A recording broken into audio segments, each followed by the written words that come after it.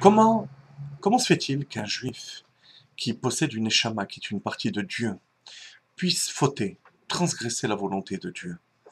Nos maîtres disent dans la Gemara Sota, Daf Gimel Amud Aleph, En Adam over Avera, Elaim Ken, Nichnas bo Ruach Shtut.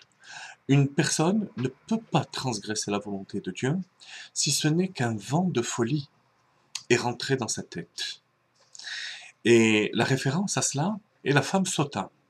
Chez Neymar, Ish Ish Kitiste Ishto. Sota, ça s'écrit de la même manière, en enlevant la ponctuation, que Shota. Shtut, la folie. C'est un vent de folie. Donc n'importe quelle avéra, n'importe quelle transgression, quel que soit son niveau de gravité, ne peut être comprise si on ne fait pas intervenir cette notion de folie, de shtut, et la référence est la sota.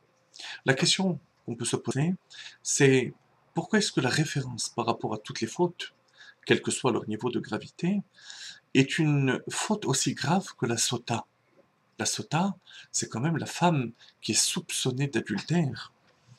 Une femme dont le mari a produit des témoins devant lesquels il a averti sa femme de ne pas s'isoler avec telle et telle personne.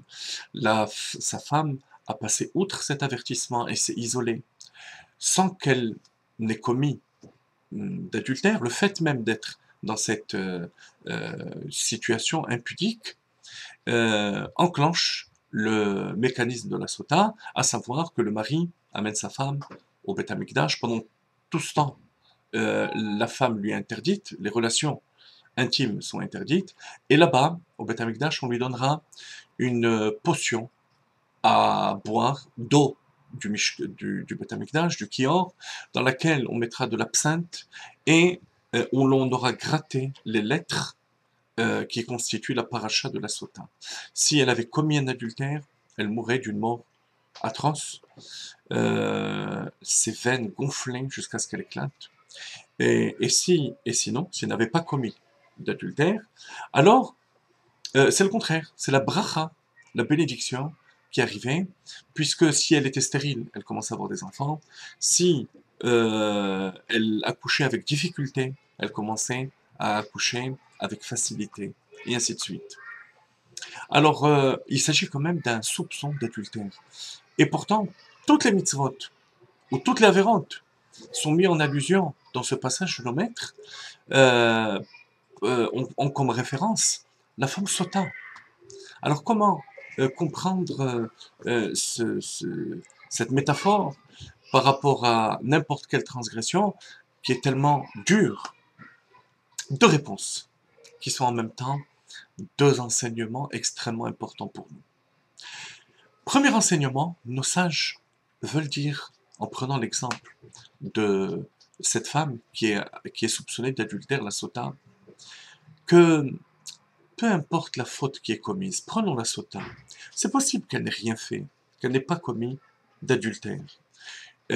Mais le fait qu'elle soit soupçonnée d'adultère, ça même est déjà appelé dans la Gemara Maaseh Behema, un acte bestial.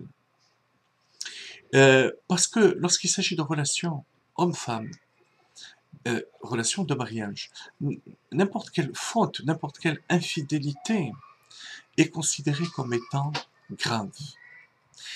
Pourquoi? Non pas parce que l'acte en lui-même, ou le manque de pudeur en lui-même, soit du même niveau de gravité, mais pour une autre raison.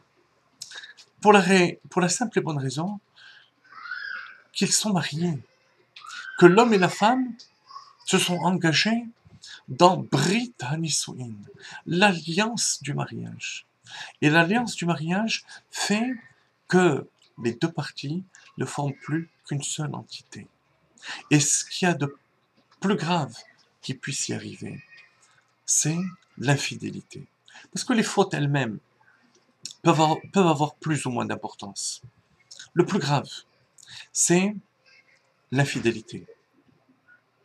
Le trahir la confiance de l'autre. Il est important de le dire et de le propager dans une société permissive, à outrance, telle que celle dans laquelle on vit, de rappeler que dans le judaïsme, dans la Torah, la valeur première, c'est la fidélité. Si on est juif, au XXIe siècle, c'est parce qu'on a réussi depuis 33 siècles à garder cette fidélité au-delà de toutes les autres valeurs, même au-delà de l'amour. La fidélité est encore plus importante. Alors donc, que ce soit une mitzvah de la Torah, mitzvah des Rabbanan, n'importe quelle coutume juive qui exprime la volonté de Dieu, ce sera la même chose. Quelle que soit la mitzvah que nous allons transgresser, nos maîtres disent que ce n'est possible que parce qu'il y a un vent de folie qui s'est introduit chez le juif, parce que s'il se rappelait sa fidélité à Dieu, et que toutes les mitzvot sont finalement la volonté de Dieu, il n'y aurait pas de différence entre une mitzvah qui nous paraît légère ou une mitzvah qui nous paraît grave. C'est ainsi que le Kuzari, Rabbi Yehuda Halevi, répond au roi des Khazars, qui était venu comprendre la foi, essayer de comprendre la foi juive, et qui lui a demandé pourquoi est-ce que le peuple juif, si c'est le peuple élu, souffre tellement. Le Chacham, le sage, dans le livre du Kuzari, répond au roi que le peuple juif est comparé au cœur. Le cœur, donc chez un individu, c'est la partie essentielle. La moindre impureté est très grave. Lorsque on a une petite infection, une petite inflammation sur le doigt, par exemple, ça se soigne. Ça peut être grave si on laisse cette infection se propager, mais en soi, c'est pas grave. Par contre, dans le cœur, la moindre impureté est très grave. De même chez le juif, chaque détail qui met en question son attachement à Dieu est grave. De la même manière, que l'acte en lui-même soit grave ou pas, il n'y a pas de différence. Parce que en transgressant la mitzvah qui nous paraît la plus légère, entre guillemets, on trahit notre fidélité vis-à-vis d'Akadosh Baruch Hu. Voilà la première raison pour laquelle l'exemple qui est choisi est celui de la femme Sota. On va dire que c'est l'aspect dur de l'exemple de Sota. Mais il y a un autre aspect, c'est la deuxième réponse, plus positif, plus encourageant. C'est que la femme Sota, finalement, comme on l'a dit, c'est une femme qui a extérieurement, superficiellement, commis une faute, un manque de pudeur. Mais très probablement qu'elle va être acquittée. Très probablement, chaque juif a une cheskat kashrut, une présomption de kashrut et de pureté. Elle n'a pas commis cette faute. Mais malgré tout, cette faute superficielle de s'être isolée est déjà en soi quelque chose de négatif. Mais l'intérieur, la profondeur est bonne.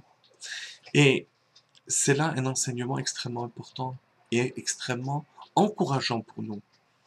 Quel que soit le niveau spirituel où se trouve le juif, et même s'il a commis des fautes graves, il doit savoir que l'essence de lui-même, l'essence de l'autre, est bonne. Il suffit de révéler cette essence pour que le mal disparaisse. Et que si on n'avait pas d'enfants, si on ne produisait rien dans notre vie, on va se mettre à produire. Si on avait des difficultés à accoucher, dans le sens d'évoluer, ça va devenir facile. Shabbat Shalom.